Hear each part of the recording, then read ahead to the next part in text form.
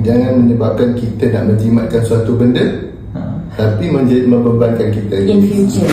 Nama saya Muhammad Azif Fikri bin Muhammad Azad. Dan saya Nur Nabila Syahrul. Dan kami daripada Shah Alam.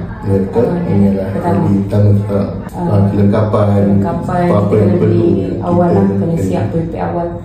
Yang paling penting yang kita sedar adalah satu insurans. Sebab basically insurans ni it's really important.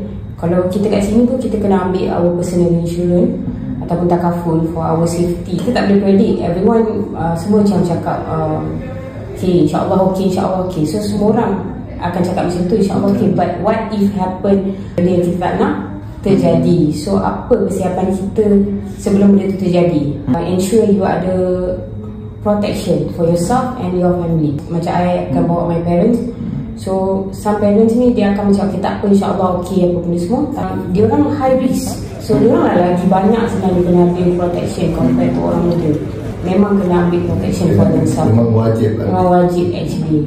Jangan menyebabkan kita nak menjimatkan suatu benda tapi membebankan kita in future. That's fine. Kalau kita nak gunakan video ni untuk post di social media, adakah Haji dan Haja benarkan?